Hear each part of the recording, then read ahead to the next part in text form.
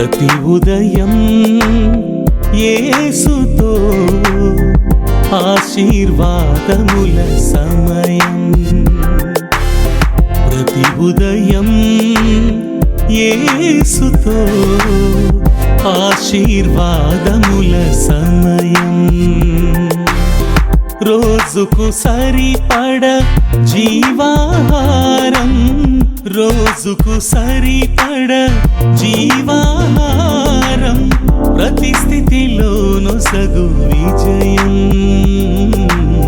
ప్రతి స్థితిలోను సగు విజయం. ప్రతి ఉదయం యేసుతో ఆశీర్వాదముల సమయం. షలోం. ప్రభునందు ప్రేమైన వారలారా, మరొక మంచి ఉదయకాలన మీ అందరికీ కూడా మన మంచి దేవుడైన యేసు నామంలో శుభములు తెలియజేసుకుంటూ నేటి వాక్య ధ్యానంలోనికి మిమ్మల్ని ఆహ్వానిస్తుంటున్నాను. Yet another wonderful new morning, and I greet you in the wonderful name of our Lord and Savior Jesus Christ. I invite you to meditate upon the Lord's scriptures this morning. మత్తయి సువార్తలో 26వ అధ్యాయంలో 14 నుంచి 16 వచనాల్లో ఈ విధంగా ఉన్నది. మత్తయి 26వ అధ్యాయము 14 నుంచి 16 వచనాలు. అప్పుడు 12 మందిలోనొకడగు ఇస్కరియోతు యూదా ప్రధాన యాజకుల యొద్దకు వెళ్ళి, నేను ఆయనను మీకు అప్పగించిన ఎడల నాకేమి ఇత్తురని వారిని అడిగాను. అందుకు వారు 30 వెండి నాణములు తూచి వానికి ఇచ్చిరి. వాడు అప్పటి నుండి ఆయనను అప్పగించుటకు తగిన సమయమును కనిపెట్టుచుండెను అన్న మాటలు చూస్తాం. We see in Matthew 26 verses 14 to 16. Then one of the 12, whose name was Judas Iscariot, went to the chief priests and said, "What will you give me if I deliver him over to you?" And they paid him 30 pieces of silver. And from that moment he sought an opportunity to betray him. ప్రభునందు ప్రేమైనటువంటి వారలారా, యూదా ఇస్కారియోతు యేసు ప్రభు ఎన్నుకున్నటువంటి 12 మంది శిష్యుల్లో ఒకడు. ఆయన ఆంతరంగిక బృందం, అది కాకుండా వేరే శిష్యులు కూడా ఉన్నారు ఆయనకి బయట, మరో 70 మంది, అలాగా చాలామంది శిష్యులు ఉన్నారు. కానీ ఆంతరంగిక బృందం, ఆయన హృదయానికి దగ్గరగా ఉన్నవారు, అనుదినము ఆయన దినచర్యలో ఆయనతో కలిసి పాల్గొనేవారు, ఆయనతో కలిసి అనేక స్థలాలకు వెళ్ళేవారు, ఆయన చేసేటువంటి అద్భుతాలలో ఆయనకు సహకారులుగా ఉండేటువంటి వారు.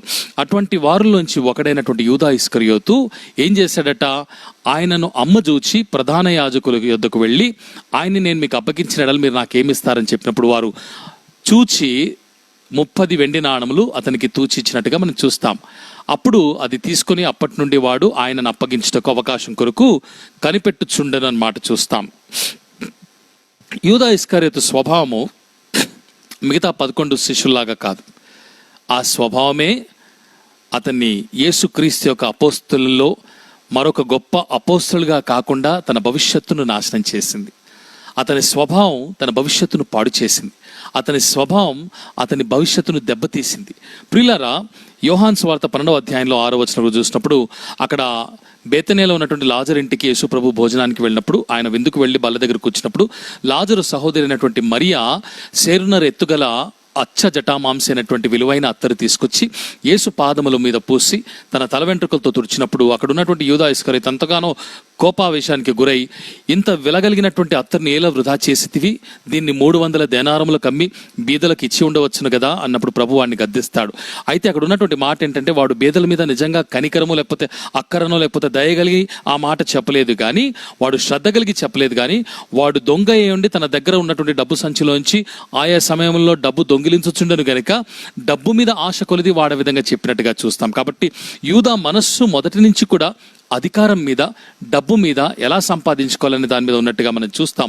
We see that Judas's character destroyed his opportunity of becoming one of the greatest apostles of Jesus Christ, along with the other 11 who eventually went on to become. His character destroyed his future. His character destroyed every good opportunity for him to have grown along with the other apostles. We see in John chapter 12 verses 1 to 6, when Jesus goes to the house of Lazarus for a feast and is seated at a table, one of his sisters, Mary, comes and pours out precious ointment upon his feet and wipes it with her hair. Then Judas, who was there along with the other disciples, reprimands her and says, "Why did you waste such precious ointment? You could have sold it for 300 denarii and you could have given it to the poor." The Lord says there that actually Judas did not say these out of concern for the poor. He did not care for the poor, but from the beginning he was a thief, and because he had the money bag with him, he was always taking money out of it for his own use. Therefore, he's been a usurper. He's been after money and wealth right from the beginning, and that is exactly what destroyed his character eventually. Chudandi, యేసు ప్రభు అనేక మార్లు ధనము మీద మీ మనస్సు పెట్టుకొనకుడి, మీ ధనం ఎక్కడ ఉంటుందో మీ మనసు అక్కడే ఉంటుంది, ధనమును నమ్ముకున్నటువంటి వాడు పాడైపోతాడు, భూమి మీద ధనమును మీరు సమకూర్చుకునేలా దాన్ని చిమ్మెటయు తుప్పు కొట్టివేస్తుంది, దొంగలు కన్నం వేసి దొంగిల్తారని పలుమార్లు చెప్పినట్టుగా మత్తయి సువార్త 6వ అధ్యాయంలో 19 నుంచి 21 వచనాల్లో, లూకా సువార్త 6వ అధ్యాయంలో 20 వచనాల్లో, అలాగే లూకా సువార్త 12వ అధ్యాయంలో 15 నుంచి 21 వచనాల్లో కూడా మనం చూస్తాం. Lord Jesus Christ had always been warning his disciples and the crowds who followed him not to put their heart on wealth of this world, not to run after money, not to clamor for the treasures of this world, because eventually where the treasure is, the heart of the man also lies there. So forth, the Lord speaks on many occasions. For example, in Matthew chapter 6 verses 19 to 20, and Luke chapter 6 verse 20, Luke chapter 12 verses 15 to 21, so on and so forth. అయితే యేసు ప్రభు అక్కడ చెప్పినటువంటి మాటలు మాత్రమే కాకుండా యోహాను సువార్తలో 6వ అధ్యాయంలో 70వ వచనంలో 71వ వచనంలో కూడా అంటాడు, నేను మిమ్మల్ని 12 ఏర్పరచుకొని లేదా మీలో ఒకడు సాతాను అని యూదా ఇస్కారియోతు గురించి పలికినట్టుగా మనం చూస్తాం. 12 మందిని ప్రభు ఏర్పరచుకున్నా కూడా అందులో ఒకడు ఎవడంట? సాతాను, అపవాది. Have I not chosen the 12 of you? Yet one amongst you is a devil. That's a statement the Lord gives in John chapter 6 verses 70 and 71. చూడండి, మొదటి తిమోతి 6వ అధ్యాయంలో 8 నుంచి 11 వచనాల్లో మనం చూసినప్పుడు పౌలు ధనాపేక్ష గురించి స్పష్టంగా రాస్తాడు. In 1 Timothy chapter 6 verses 8 to 10 we see Paul writes very clearly about those who clamor about wealth and the treasures of this world. సంతుష్టి సహితమైన దైవభక్తి గొప్ప లాభ సాధనమై ఉన్నది. మనము ఈ లోకములోనికి ఏమీను తేలేదు, దీనిలోండి ఏమీను తీసుకుని పోలేము. కాగా అన్న వస్త్రములు గలవారమై ఉండి వాటితో తృప్తి పొందియుందుము. ధనవంతులగుటకు అపేక్షించు వారు శోధనలోను ఊరిలోను అవివేక యుక్తములను హానికరములైన అనేక దురాశల్లోనూ పడుదురు. అట్టివి మనుషులను నష్టంలోను నాశనంలోను ముంచివేయును. ఎందుకనగా ధనాపేక్ష సమస్తమైన కీడులకు మూలము. కొందరు దాన్ని ఆశించి విశ్వాసము నుండి తొలగిపోయి నానా బాధలతో తమను తామే పాడు చేసుకుని మాట చూస్తాం. We see that very clearly. Paul says, now there is great gain in godliness with contentment, for we brought nothing into the world and we cannot take anything out of this world. But if we have food and clothing, with these we will be content. But those who desire to be rich fall into diverse temptations, into a snare, into many senseless and harmful desires that plunge people into ruin and destruction. For the love of money is the root of all kinds of evil.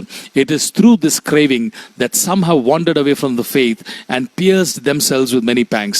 ఈ దినములు కూడా చాలా మంది చూస్తాం, ధనము ఉన్నదాంతో సంతృప్తి చెందక, ఆహారము వస్త్రము నీడ ఉంది చాలనుకోక, ఇంకా ఏదో కావాలి ఎంతో కావాలని వెతుకులాట, వెంపర్లాట, అత్యాశకు పోయి దురాశకు పోయి నానా విధమైన బాధల్లో కష్టాల్లో అవి దొరకనప్పుడు చేదు అనుభవాలు గుండా వెళ్ళేటువంటి వారిగా ఉంటున్నట్టుగా మనం చూస్తున్నాం. ప్రియులరా, యూదా ఇస్కారియోతు ప్రభువును 30 వెండి నాణములకు అమ్మివేశాడు.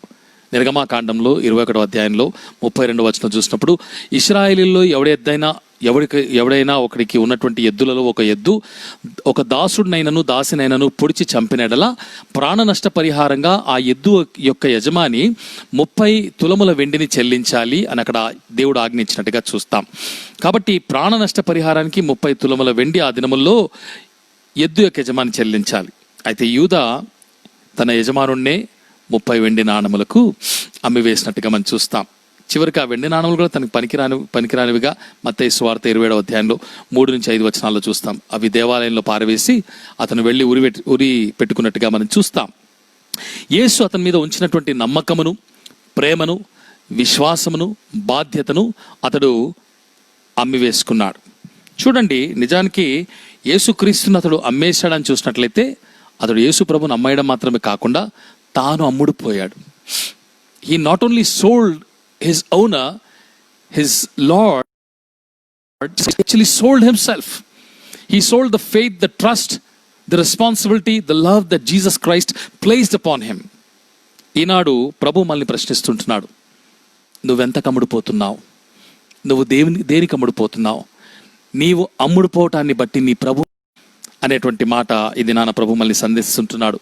చిన్న చిన్న అబద్ధాలు, చిన్న చిన్న వ్యసనాలు, వ్యామోహాలు, బలహీనతలు, పాపపు తలంపులు, చెడ్డ కార్యాలు, అలాగే తప్పుడు మాటలు, వీటన్నిటికీ మనం పలుమార్లు అమ్ముడుపోవటం వలన ప్రభువును కూడా మనము అమ్మివేస్తున్నామన్న సత్యాన్ని గ్రహించని వారుగా ఉంటున్నాం.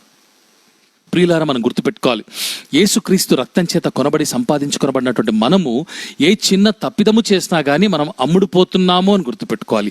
ఏ చిన్న పాపం చేసినా కానీ మనం అమ్ముడుపోతున్నామో అని జ్ఞాపకం చేసుకోవాలి. మనం అమ్ముడుపోవటం మాత్రమే కాకుండా మన మీద నమ్మకం ఉంచుకున్నటువంటి మన ప్రభుని, మన కొరకు ప్రాణం పెట్టిన మన ప్రియ రక్షకుని మనము అమ్మివేస్తున్నామన్న సత్యాన్ని మనం గుర్తుపెట్టుకోవాలని దేవుని మాటలు ఉదయకాలం మనకు జ్ఞాపకం చేస్తున్నాయి. చివరిగా 2 మాటలు మీకు చూపించి నేను ముగించి వేస్తాను. హెబ్రీ పత్రికలో 12వ అధ్యాయంలో 16-17 వచనాల్లో ఇక్కడ పౌలు అంటాడు, ఒక్క పూట కూటి కొరకు తన జ్యేష్ఠత్వపు హక్కును అమ్మివేసిన ఏశావు వంటి భ్రష్టుడైనను వ్యభిచారి అయినను ఉండునేమో అనియు జాగ్రత్తగా చూచుకోండి. ఏశావు ఆ తర్వాత ఆశీర్వాదము పొందగోరి కన్నీళ్లు విడుచుచు దానికోసము శ్రద్ధతో వెతికినను మారు మనస్సు పొందని అవకాశము దొరకక విసర్జింపబడనని మీరు ఎరుగుదురు. In Hebrews chapter 12 verses 16 and 17, Paul writes, see that no one is sexually immoral or unholy like Esau, who sold his birthright for a single meal. For you know that afterward, when Esau desired to inherit the blessing, he was rejected, for he found no chance to repent, though he sought it with tears. కన్నీళ్లతో అటు తర్వాత పశ్చాత్తాపంతో వెతికినా గానీ మారు మనస్సు పొందని అవకాశము లేక విసర్జింపబడినట్టుగా చూస్తాం. కనుక ప్రియులారా, ఈ దినాన ఏశావు ఒక పూట కూటి కొరకు ఎర్రగా ఉన్న చిక్కుడుకాయల కూర కోసం ఆశపడి, నాకెందుకురా ఈ జ్యేష్ఠత్వం, నేను చచ్చిపోతాను, నాకు అన్నం పెట్టు అని చెప్పి తన తమ్ముడితో సోదా చేసుకుని తన జ్యేష్ఠత్వాన్ని అమ్మివేసుకున్నాడు. ఇది చాలా మంది తమ కడుపు కోసం, కంటి ఆశ కోసం, శరీర ఆశ కోసం, వ్యసనాల కోసం, బలహీనతల కోసం బానిసలైపోయి తమను తాము అమ్మివేసుకుంటున్నారు. దేవుడు తమకిచ్చినటువంటి ఆధిక్యతను, జ్యేష్ఠత్వాన్ని అమ్మివేసుకొని అమ్ముడుపోయేవారుగా ఉంటున్నారు. ప్రభునందు ప్రేమ వల్ల జాగ్రత్తగా ఉండాలి. కడవరి దినముల్లో భయంకరమైన రోజుల్లో ఉంటున్నాం కాబట్టి పాపానికి తావివ్వక, మనము జారిపోక, యూదా వలె గాని ఏశావు వలె గాని ఉండక, ప్రభు మన మీద ఉంచిన నమ్మకాన్ని బట్టి ఆయనని అమ్మివేయక, మనము అమ్ముడుపోక ప్రభు కొరకు నీతిమంతులై జీవించలాగున ప్రభు మీకును నాకును సహాయం చేయనుగాక. ఆమేన్. రండి ప్రార్థన చేసుకుందాం. ప్రేమగల తండ్రి, దయగల మా ప్రభువానికి స్తోత్రాలు. నువ్వెంతకు అమ్ముడుపోయావు అని సూటిగా ఈ దినాన మాకు ప్రశ్న వేశావు. అయ్యా, యూదా అమ్ముడుపోయాడు ప్రభువా. 30 వెండి నాణములకు ఆశపడ్డాడు. అంతవరకు ఉన్నటువంటి సంచిలోంది దోచుకుంది సరిపోక ధనం మీద ఆపేక్ష కలిగిన వాడై అమ్ముడుపోయాడు. ఇది నాన్న చాలా మంది ధనాపేక్షతో కానివ్వండి, తప్పుడు కార్యాలను బట్టి కానివ్వండి, పాపపు క్రియలు, చెడు ఆలోచనలు, చెడు తలంపులు, చెడు మాటలు, వ్యసనాలకు బానిసలైపోయి నా తండ్రి తమను తాము అమ్మివేసుకుంటున్నామన్న సత్యాన్ని గ్రహించట్లేదు. దాంతోపాటు నా ప్రభువా, మా మీద నమ్మకం ఉంచినటువంటి నిన్ను కూడా అమ్మివేసుకుంటున్నామన్న సత్యాన్ని గ్రహించక ద్రోహులమై బ్రతుకుతున్నామన్న విషయాన్ని గమనించక ఆ విధంగా బ్రతుకుతున్నారు నా ప్రభువా. నీ వాక్యముల చేత మమ్మల్ని సంధించావు. ఒక్క పూట కూటి కొరకు తన జ్యేష్ఠత్వపు హక్కును అమ్మివేసుకున్నటువంటి ఏశావు వంటి భ్రష్టుడు మీలో ఉండకుండా జాగ్రత్తగా చూచుకునండి అని వారించావు కదా ప్రభువా. మేము ఆ విధంగా జీవించడానికి కావలసిన జ్ఞానమును, సహాయమును మాకు అనుగ్రహించి నీ రాకడ పర్యంతము నా తండ్రి మా రక్షణ భద్రంగా కాపాడుకుంటూ మేము పదిలంగా నా తండ్రి నీ మార్గంలో సాగిపోటకు సహాయము చేయమని మా ప్రభుని యేసు నామమున ప్రార్థన చేసి స్తుతించి పొంది ఉన్నాము తండ్రి. ఆమేన్. ప్రభు మిమ్మల్ని దీవించి ఆశీర్వదించడం గాక. షలోం. ప్రతి ఉదయం యేసుతో ఆశీర్వాదముల సమయం.